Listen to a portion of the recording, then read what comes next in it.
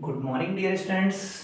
आपके अपने चैनल पे आपका स्वागत है और आज से अपन स्टार्ट करेंगे नीट और आईआईटी की सीरीज, और जिसमें अपन सारे चैप्टर्स जो है उनको बाईलिंगुअल लेंगे। इसलिए आप लोगों को कोशिश करनी कि सारे लेक्चर्स एक साथ देखें, अच्छे से देखें और सबके जो है नोट्स बनाते चलें। इसलिए सबसे पहला काम तो आप ये करें कि अपनी कॉपी और पेन लें और उसको रख लें, और जैसे जैसे मैं चीज़ें बोर्ड पे समझाता जाता हूँ वैसे वैसे आपको उनको लिखना है। तो आज हम इस सीरीज में सबसे पहले स्टार्ट करेंगे केमिकल बॉन्डिंग यानी कि रासायनिक आबंधन। तो हम चैप्टर स्टार्ट करेंगे। हमारा चैप्टर होगा केमिकल बॉन्डिंग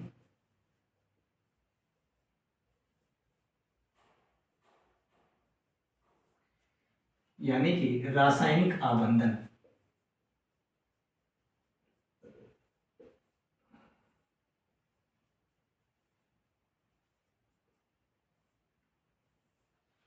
सबसे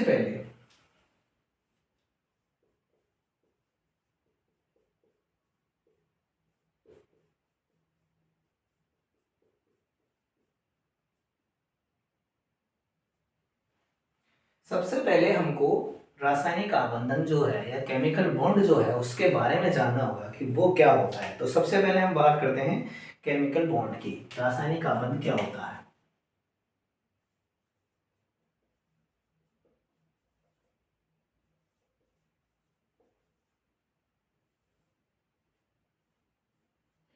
देखो, रासायनिक आबंध क्या होता है या केमिकल बॉन्ड क्या होता है, इसके बारे में जानने के लिए हमको ये समझना होगा। जैसे कोई भी एक एटम है दूसरे एटम के साथ में जब मिलेगा तो दोनों एक दूसरे के साथ मिलके, और एक एक एटम दूसरे एटम से मिल रहा है, एक परमाणु दूसरे परमाणु से मिल रहा है, तो डेफिनेटली श्योर क्या बनाएगा? अणु बनाएगा। अब ये जो अणु है ये क्या हो जाता है? स्थायी हो जाता है। ये क्या हो जाता है? स्थायी हो जाता है। अब ये स्थायी होता है तो इसके लिए क्या करना होता है कि इन दोनों को एक दूसरे के प्रति फोर्स लगाना पड़ता है, या एक ऐसा बल लगाना पड़ता है, या एक ऐसी ऊर्जा काम करती है इन दोनों के बीच में, तो जिससे ये दोनों एक दूसरे के साथ में जुड़े हुए रहते हैं। तो ये जो बल काम कर रहा है, जो इनके अंदर जो एनर्जी है जो काम कर रही है दोनों को बांधे रखने की, दोनों को कंबाइन फॉर्म में रखने की जो एनर्जी है, इसे ही हम क्या कहते हैं? केमिकल बॉन्ड, जिसकी वजह से एक दूसरे से जुड़े हुए हैं। ये बात अपन को ध्यान में रखनी। यदि अब हम इनकी परिभाषा लिखें तो कैसे लिखेंगे?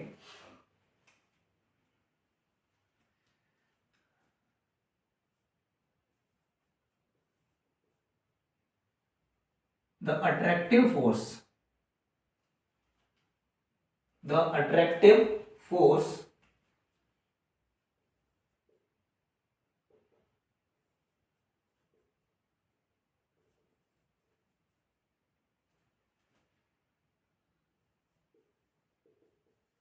which hold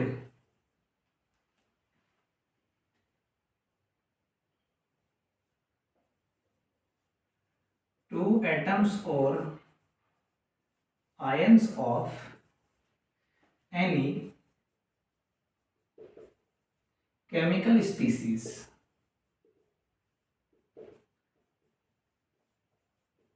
is known as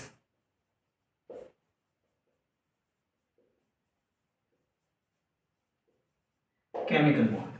तो केमिकल बॉन्ड क्या है? एक ऐसा फोर्स है, एक ऐसा बल है जो क्या करता है, दो एटम्स को या आयंस को, जो केमिकल स्पीसीज है उनको, दो दो रासायनिक प्रजातियां हैं उनको क्या करता है? पास बांधे हुए रखता है। उसे हम क्या कहते हैं?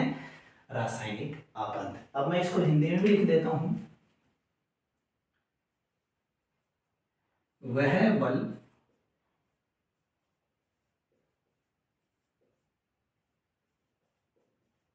जिसके द्वारा दो परमाणु या आयन रासायनिक प्रजाति के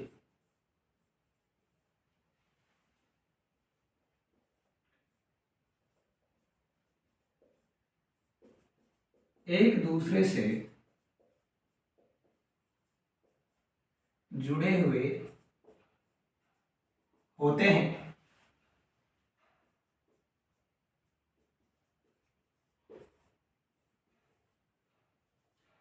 रासायनिक बंध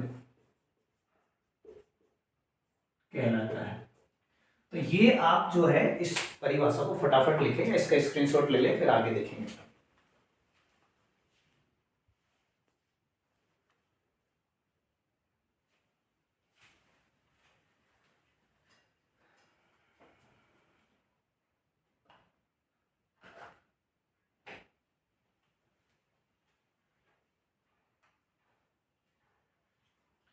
इतना लिख लिया आप लोगों ने, इसका स्क्रीनशॉट ले लिया। अब देखिए, अब अपन समझेंगे कि ये ऐसा क्यों होता है, ऐसा क्या रीजन है, जिसके लिए क्या कारण है जिसके लिए इनको मॉलिक्यूल बनाना पड़ता है, बॉन्ड बनाना पड़ता है, केमिकल बॉन्ड बनता है, एटम्स को क्या जरूरत पड़ी है ऐसी, तो वो चीज अपन को समझनी है।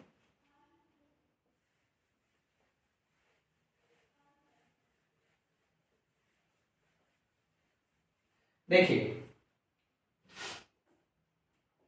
तो एक क्वेश्चन उठता है अपने यहाँ पे, जो है why chemical bonds are formed,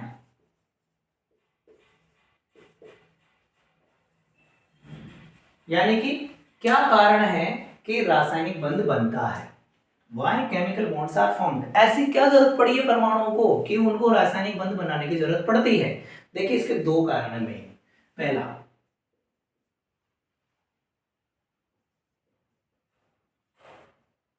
atoms have higher energy at the place of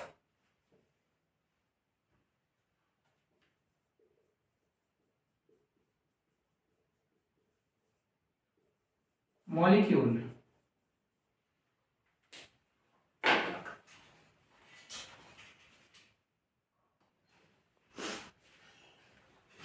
तो देखिए, पहला रीजन तो ये है कि एटम जो होते हैं यानी परमाणु जो होते हैं उनकी ऊर्जा ज्यादा होती है अणुओं से। तो पहला कारण ये हो गया, ये तो पहला कारण हो गया कि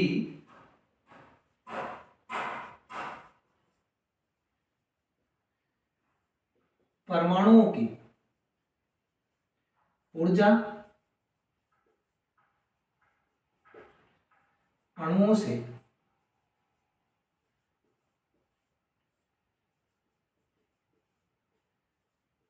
अधिक होती है।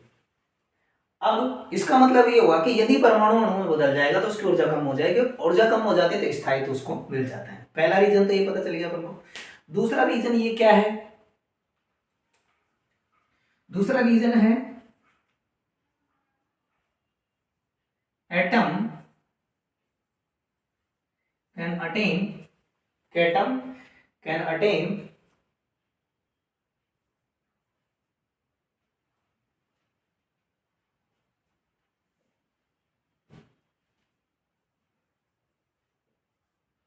stability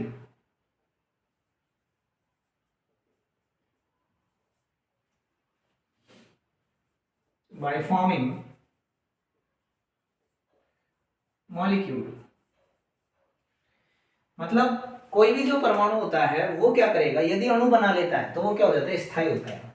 तो परमाणु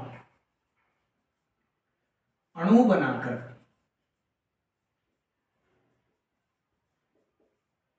स्थायित्व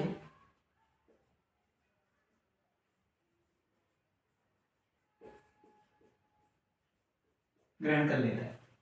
मतलब यदि परमाणु ने क्या बना दिया, अणु बना दिया, इसका मतलब डेफिनेटली अब वो क्या हो जाएगा, स्थायी हो जाएगा। तो पहला तो आपको ये पता चल गया कि जो रासायनिक बंध होता है, केमिकल बॉन्ड होता है, वो होता क्या है। दूसरा ये पता चल गया आपको कि ये बनता क्यों है, इसकी जरूरत क्या है। पहला, वो अपनी एनर्जी जो है वो कम होती है मॉलिक्यूल की, और पर एटम की ज्यादा होती है, और जब एनर्जी कम होगी तो स्टेबिलिटी ज्यादा होगी। दूसरा दूसरा ये है कि परमाणु जो होते हैं वो यदि अणु बना लेते हैं तो वो क्या हो जाते हैं, स्थायी होते हैं। फटाफट आप इसका स्क्रीनशॉट लें, फिर अपन आगे बढ़ेंगे।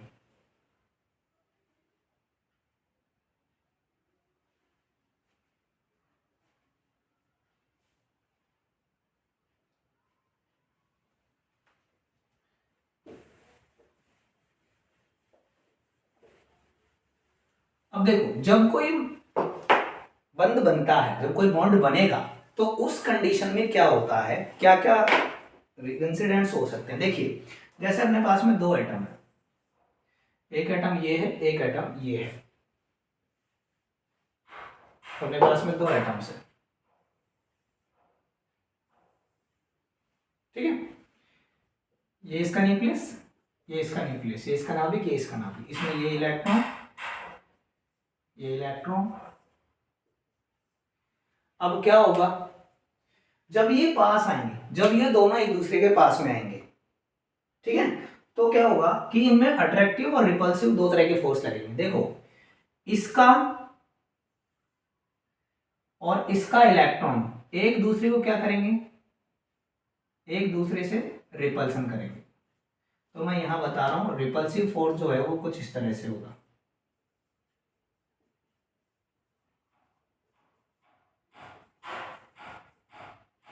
प्रतिकर्षण बल,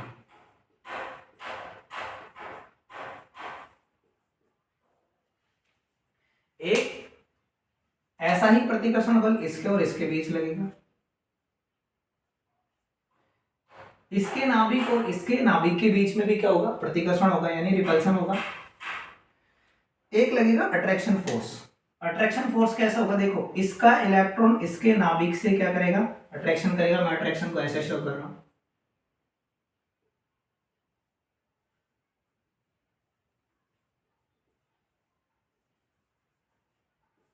अट्रैक्शन फोर्स। अब देखिए ये इसका इलेक्ट्रॉन इसके नाभिक को क्या करेगा, अट्रैक्ट करेगा, और इसका नाभिक इसके इलेक्ट्रॉन को क्या करेगा, अट्रैक्ट करेगा, ठीक है। इसी तरह इसका नाभिक इसके इलेक्ट्रॉन को अट्रैक्ट करेगा और इसका नाभिक इसके इलेक्ट्रॉन को क्या करेगा, अट्रैक्ट करेगा यानी आकर्षित करेगा। ये हो गया आपका आकर्षण बल।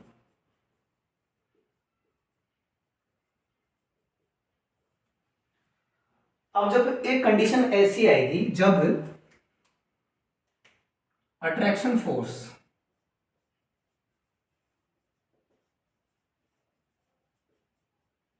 ओवरकम कर देगा या ज्यादा हो जाएगा किससे, रिपल्सन फोर्स। रिपल्सिव फोर्स जो है उससे क्या हो जाएगा, ज्यादा हो जाएगा। अट्रैक्शन फोर्स जो है वो रिपल्सिव फोर्स से क्या हो जाएगा, ज्यादा हो जाएगा। Attraction force is greater then repulsive force. इस केस में यदि ये कंडीशन आ जाती है तो फिर क्या हो जाएगा, बॉन्ड फॉर्मेशन हो जाएगा।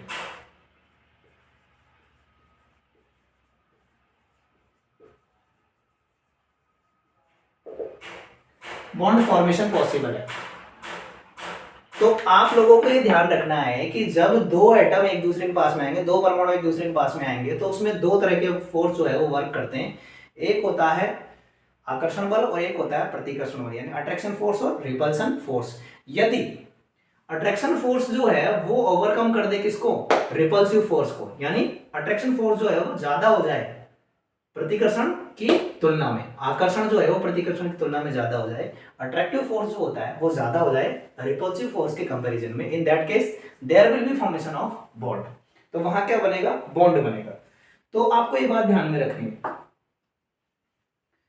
कि अट्रैक्शन फोर्स जो है वो क्या होना चाहिए, ज्यादा होना चाहिए। इसको फटाफट बना लें आप लोग, फिर अपन आगे बात करेंगे।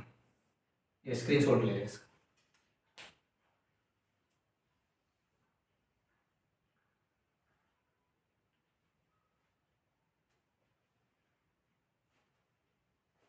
चलो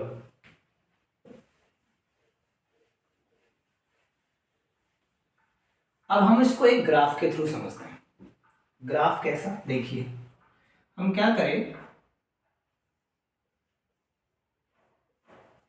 graph between potential energy and R यानी डिस्टेंस। कैसा होगा, हम y एक्सिस पे तो क्या ले लें, पोटेंशियल एनर्जी, और x एक्सिस पे हम क्या ले लें, यहां पर डिस्टेंस ले लेते हैं। तो ये हो गया आपका पोटेंशियल एनर्जी, ये आपका हो गया पोटेंशियल एनर्जी, और यहां हमने r ले लिया। अब r क्या है, जैसे एक एटम ये है और एक एटम ये है, इनकी इंटरन्यूक्लियर डिस्टेंस जो है, इनके बीच ये जो है ये जो है ये R है, ठीक है। अब क्या होगा, इनिशियल कंडीशन में तो क्या होगा कि जैसे जैसे ये दोनों पास आएंगे वैसे वैसे ये जो है एनर्जी का लेवल जो है वो कुछ इस तरह से चलेगा। एक टाइम ऐसा आएगा कि ये दोनों बिल्कुल पास आ जाएंगे और फिर ज्यादा पास आएंगे तो फिर एनर्जी जो है वो क्या होगी, ज्यादा हो जाएगी। तो ये जो है यहां पर क्या है, यहां पर जो रिपल्सिव फोर्स है वो ज्यादा है comparison to attraction force. Attraction force जो है वो क्या है, ज्यादा है। यहां पर अट्रैक्शन फोर्स ज्यादा है रिपल्सिव फोर्स से, यानी आकर्षण जो है वो ज्यादा है प्रतिकर्षण, तभी तो पास आएंगे। और यहां ये कंडीशन जो आई, यहां पर इस जगह पर, इस जगह पर attraction force will become equal to repulsion force. Attraction force और रिपल्सिव फोर्स दोनों क्या हो जाएंगे, इक्वल हो जाएंगे। इसका मतलब बॉन्ड फॉर्मेशन हो जाएगा। इसका मतलब ये जो एनर्जी है ये एनर्जी आपकी बॉन्ड एनर्जी हुई, बॉन्ड फॉर्मेशन यानी बॉन्ड एनर्जी हो गई।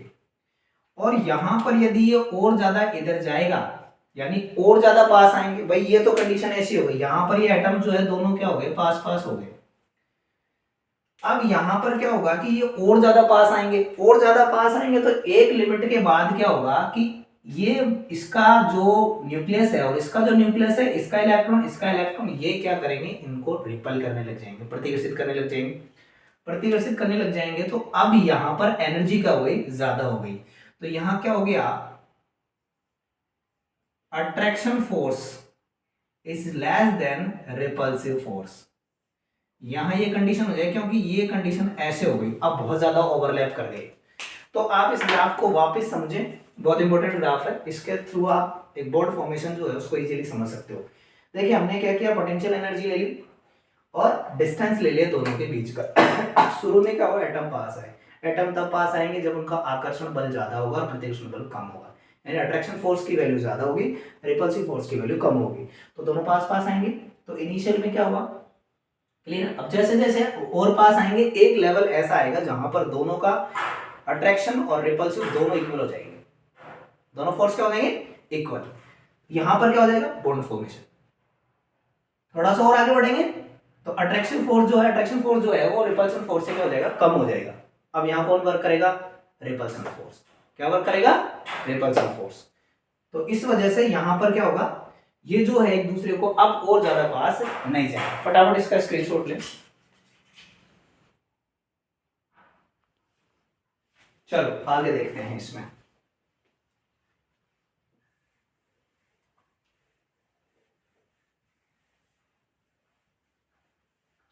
अब हमको इसमें देखना है कंडीशन फॉर बॉन्ड फॉर्मेशन, बंध निर्माण के लिए क्या स्थिति जरूरी है।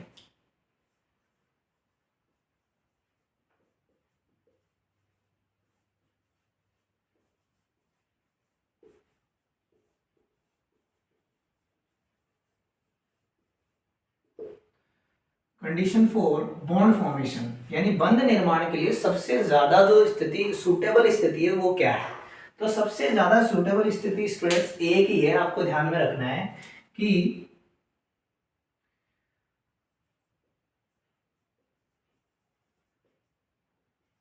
Attraction force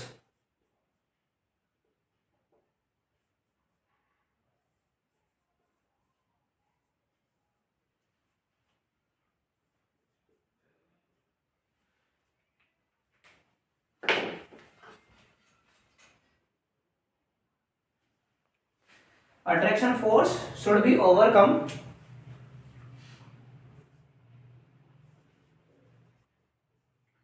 repulsion force।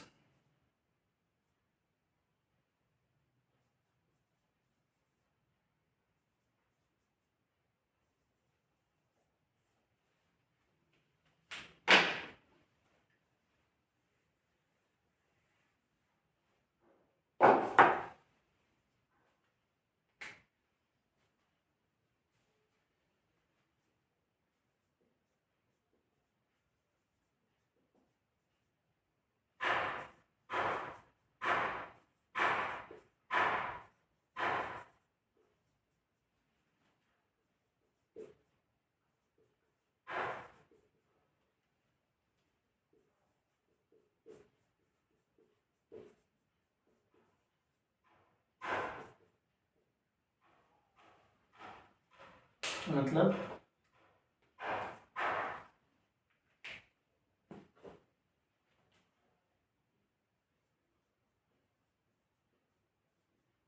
आकर्षण बल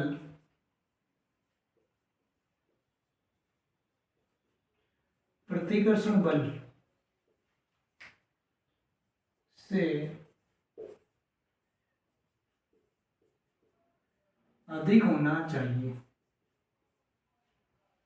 तब तो बॉन्ड फॉर्मेशन हो सकता है, अदरवाइज तो नहीं होगा। ये बात आप लोगों को ध्यान में रखनी। यदि आकर्षण बल जो है वो ज्यादा है किससे, प्रतिकर्षण से, तो बनेगा, अदरवाइज नहीं बनेगा। अब देखिए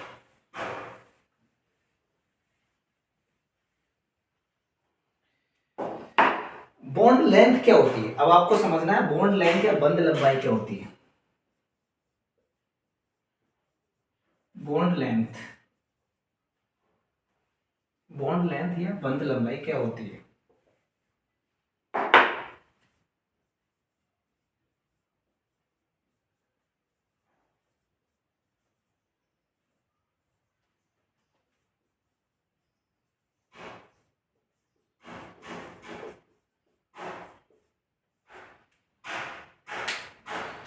देखिए जो दो एटम्स होते हैं उन दो एटम्स के बीच में जो एक्चुअल डिस्टेंस होगी, यानी उनके जो न्यूक्लियसेस होते हैं, डिस्टेंस बिटवीन इंटरन्यूक्लियर इन मॉलिक्यूल, कोई भी जो मॉलिक्यूल होता है, कोई भी जो अणु होता है, उसमें परमाणुओं के नाभिकों के बीच में जो वास्तविक दूरी होती है उसे हम क्या कहते हैं, उसकी बंध लंबाई कहते हैं। तो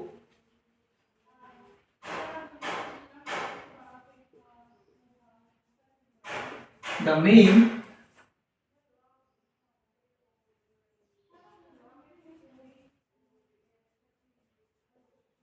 intermolecular distance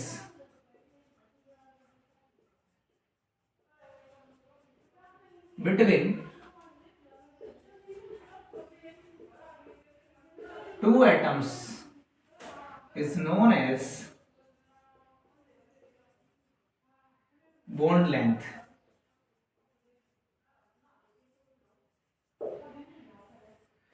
मतलब कि दो परमाणुओं के बीच में जो वास्तविक दूरी होती है,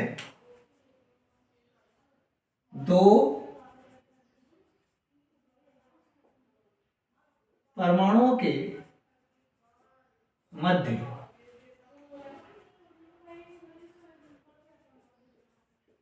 उपस्थित दूरी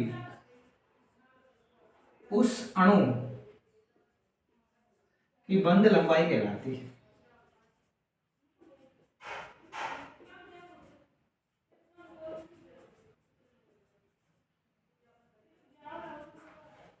ये किस में होना चाहिए, इन ए मॉलिक्यूल।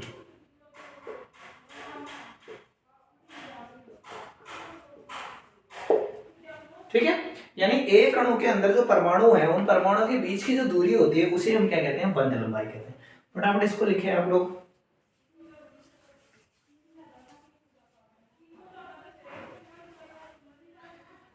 बिल्कुल, अब हम पढ़ेंगे bond energy. Bond energy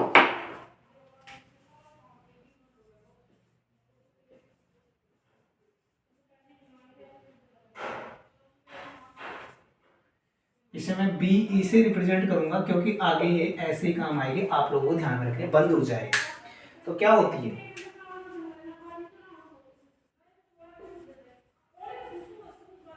the amount of energy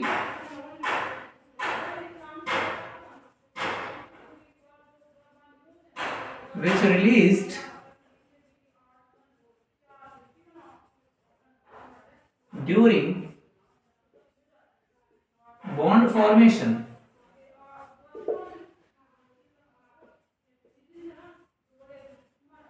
is known as bond energy। यानी कि बंध बनाते समय जिस ऊर्जा का क्या हो रहा है, निष्कासन हो रहा है, जो ऊर्जा निष्कासित हो रही है उसे हम क्या कहते हैं, बंध लंबाई कहते हैं, बंध ऊर्जा कहते हैं। यानी कि बंद बनाते समय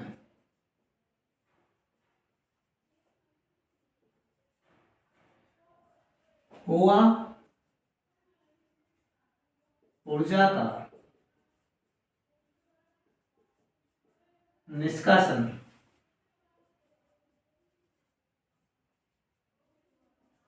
बंद ऊर्जा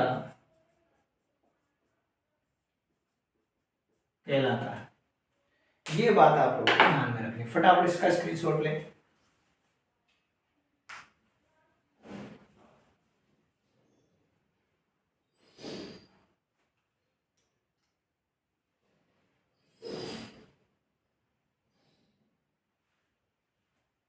चलो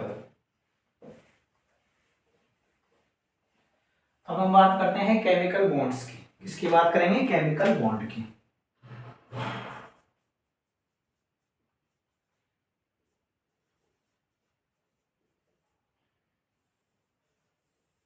ये केमिकल बॉन्ड जो होते हैं वो कितने टाइप के हो सकते हैं, ये आपको जानना जरूरी है, क्योंकि केमिकल बॉन्ड का टाइप जब तक पता नहीं होगा तब तक अपन इसको अच्छे से स्टडी नहीं कर पाएंगे। और एक बात और, आपको एक्चुअल चैप्टर यहीं से है, अब तक सिर्फ इंट्रोडक्शन था, यहां से वास्तविक चैप्टर स्टार्ट होगा।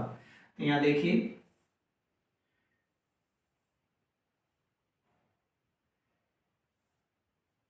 यदि कंडीशन ऐसी है कि जो बॉन्ड एनर्जी है वो 42 किलो जूल यानी 42 किलो जूल से ज्यादा या 42 किलो जूल है, यानी कि bond energy, if bond energy is greater than equal to 42 kilo joule प्रति मोल, यदि ये कंडीशन है, समझना कंडीशंस को आप जरूर ध्यान रखना। यदि कोई बॉन्ड बन रहा है दो एटम्स के बीच में और उन एटम्स के बीच में जो बॉन्ड बना है उसका जो बॉन्ड एनर्जी है, जो बॉन्ड एनर्जी उसमें रिलीज हुई है बंद बनते समय, जो ऊर्जा उसमें से निकली है, उसकी मात्रा या तो 42 किलो जूल है या 42 किलो जूल से ज्यादा है, या तो 42 किलो जूल है या 42 किलो जूल से ज्यादा है। इन that case bond will be strong. तो बॉन्ड कौन सा बनेगा? Strong bond. तो वहां बनेगा स्ट्रॉन्ग बॉन्ड, स्ट्रॉन्ग बॉन्ड बनता है वहां। और ये स्ट्रॉन्ग बॉन्ड कौन कौन से हो सकते हैं ये हमको पता होने चाहिए कि स्ट्रॉन्ग बॉन्ड जो है वो कौन कौन से होते हैं। देखो सबसे पहला जो स्ट्रॉन्ग बॉन्ड में आता है वो आता है आयोनिक बॉन्ड, और इसे हम इलेक्ट्रोवैलेंट बॉन्ड भी बोलते हैं।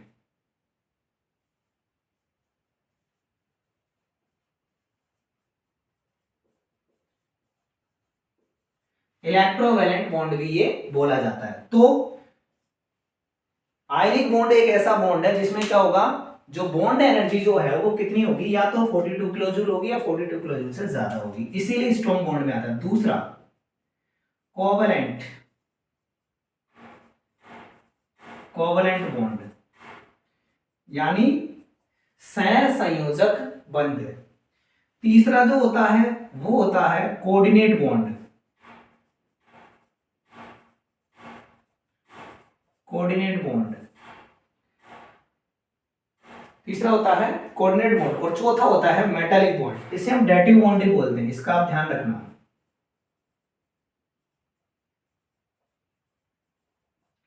और चौथा होता है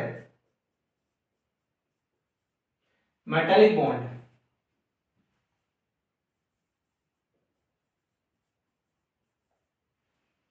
तो बात समझो, ये केमिकल बॉन्ड जो है उनमें फर्स्ट टाइप क्या है कि यदि बॉन्ड एनर्जी जो है वो 42 किलो जूल या उससे ज्यादा है तो बॉन्ड बनेगा स्ट्रॉन्ग। और वो स्ट्रॉन्ग बॉन्ड कौन कौन से हो सकते हैं? आयनिक बॉन्ड हो सकता है जिसे हम इलेक्ट्रोवैलेंट बॉन्ड भी बोलते हैं, कोवलेंट बॉन्ड होगा, कोऑर्डिनेट बॉन्ड होगा जिसे हम डेटिव बॉन्ड भी बोलते हैं, और मेटालिक बॉन्ड होता है। इतना समझ में आ गया? अब बात करते हैं, यदि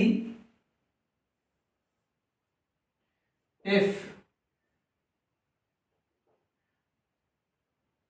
bond enthalpy is less than or equal to 8 kilojoule, is less than or equal to 8 kilojoule, or is less than 42 kilojoule per mole। बात समझना है क्या होनी चाहिए कि या तो 8 किलो जूल से कम होगी या बराबर होगी, 8 किलो जूल होगी, या 42 किलो जूल से कम होगी, बात समझ में आ रही है? मतलब कि ये जो बॉन्ड बनेंगे इनमें जो रेंज आएगी वो आएगी 0 किलो जूल प्रति मोल से 42 किलो जूल प्रति मोल, ये बॉन्ड होंगे। अब ये बॉन्ड कौन कौन से होते हैं, इनकी दो कैटेगरी है। इनकी क्या है, दो कैटेगरी है। पहली कैटेगरी जो होती है उसमें होता है वीक बॉन्ड। कौन सा आएगा, वीक बॉन्ड आएगा, जो पहली ए कैटेगरी लिख देता हूं मैं, जिसमें बॉन्ड एनर्जी जो है लेस देन 42 किलो जूल है। तो इसमें आता है बेटा हाइड्रोजन बॉन्ड। हाइड्रोजन बॉन्ड कौन सा आएगा इसमें, हाइड्रोजन बॉन्ड। और हाइड्रोजन बॉन्ड जो है उसकी दो कैटेगरी होगी, एक intra molecular hydrogen bond and second one is inter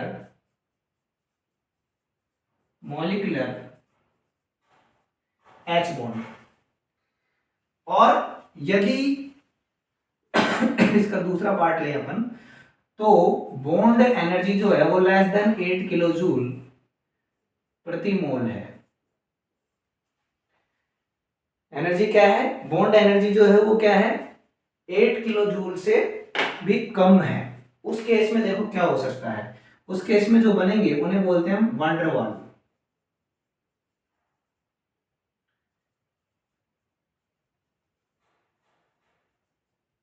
van der Waal forces.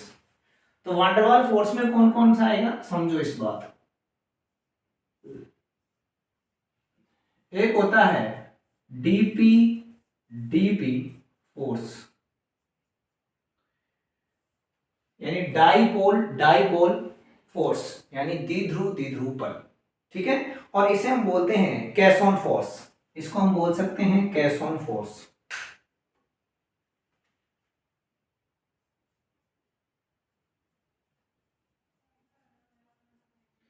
Second जो है वो हो सकता है